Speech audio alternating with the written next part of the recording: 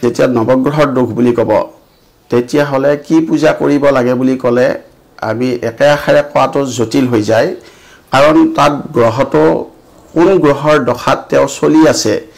তেওঁৰ লাইফষ্টাইলটো কি পদ্ধতিত চলি আছে সেই বস্তুটো নোচোৱাকে অৰ্থাৎ জ্যোতিষটো মানে আগমুহূৰ্তত কৈছিল মই তেওঁ জ্ঞান মানে সেই বস্তুটো জ্ঞানৰ হেৰি দি নাচালে মানে বস্তুটো একো কাৰো মানে একো উত্তৰ দিব নোৱাৰি কিন্তু সকলো আমি জীৱনত বেয়া বস্তুৰ পৰা উদ্ধাৰ পাবৰ কাৰণে ঈশ্বৰক আৰাধনা কৰিব লাগে ঈশ্বৰ আৰাধনাটো আমাৰ সৰ্বশ্ৰেষ্ঠ সকলোতকৈ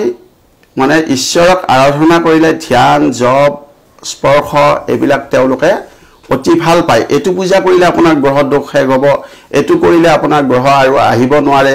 এনেকুৱা বস্তু নহয় গ্ৰহসকল কোন গ্ৰহসকল বিষ্ণুৰ অংশ যেনেকৈ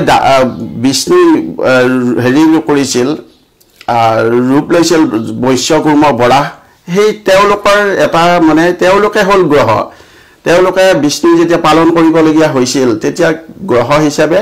তেওঁলোকে মানে মানুহক পৰিচালনা কৰি আছিল মানে পৃথিৱীখন পৰিচালনা কৰি আছিল গতিকে এটু পূজা কিছুমানে কয় বিষ্ণু পূজা কৰিলে হয় কিছুমানে শিৱ পূজা কৰিলে হয় তেনেকুৱা একো বস্তু নহয় ঈশ্বৰ এটাই কিন্তু আমি প্ৰতিটো বস্তু লাগিব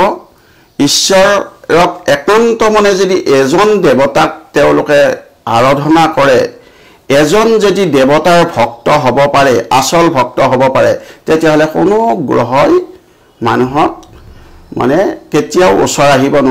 আহিব নোৱাৰে মানে কি বিপদে বেয়া শক্তিয়ে বেইনত মানে এটেক কৰিব নোৱাৰে গ্ৰহ কেতিয়া বেয়া হয় যেতিয়া মানুহৰ মনত যেতিয়া বেয়া ভাৱ জাগ্ৰত হয় তেতিয়া মানুহজনে বেয়া কাম কৰিবৰ কাৰণে প্ৰস্তুত হয় যেনে একে বেইনী মানুহ এজনে এজন ডক্টৰ হৈছে এজনে বম তৈয়াৰ কৰি আছে মানুহ কিমান মাৰিব পাৰি এজনে মেডিসিন তৈয়াৰ কৰি আছে কিমান মানুহক এই কম মেডিসিনত মানে ভালকৈ বচাব পাৰি হেতু কোনে পৰিচালনা কৰিছে একে বেইনী মানুহ তেওঁটো বম তৈয়াৰ কৰিব নালাগিছিল হেতু পৰমাত্মা বুলি যেটো শক্তি আছে সেই পৰমাত্মা ঈশ্বৰে আমাক পৰিচালনা কৰি আছে আমি বেয়া ফলটো পাব লাগিলে আমাৰ হৃদয়ত এনি টাইম বেয়া কথাই মানে লগ ধৰি থাকিব আৰু বেয়া কথা যেতিয়া হৃদয়ত কৰি থাকিব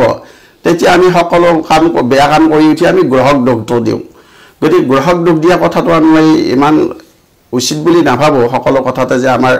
গ্ৰহয়ে কৰে তেনেকুৱা নহয় ঈশ্বৰক আৰাধনা কৰিব লাগে এজন এটা শক্তিক আমি এজনে এটু পূজা কৰিছে তেওঁৰ উন্নতি হৈছে আকৌ কোনোবাই দেখিলে বেলেগ পূজা কৰিছে তেওঁৰ উন্নতি হৈছে আমি যদি সিতেৰি মানে চাৰিওফালে গুছি যাওঁ আমি যদি এটা শক্তিক নিৰ্দিষ্ট এটা বিন্দুক যদি আমি কেন্দ্ৰ কৰি নলওঁ তেতিয়া হলে আমি সেই পথটো পোৱা জটিল হৈ যায় সেইকাৰণে ঈশ্বৰক আৰাধনা কৰাৰ কাৰণে যোনে জীৱৰ ভক্ত নহওক কোনোবা কালী হওক কোনোবা বিষ্ণু হওক তেওঁক স্মৰণ কৰিহে আমি বাকি বিলাকত গুছি যাব লাগে তেতিয়া এজনক যেতিয়া তেওঁ মানে নিৰ্ধাৰণ হেৰি কৰি বিন্দু কৰি তেওঁ জীৱনত আগবাঢ়িব কোনো গ্ৰহই তেওঁক একো কৰিব নোৱাৰে আৰু সকলো পথ তেওঁৰ মুকলি হৈ যায়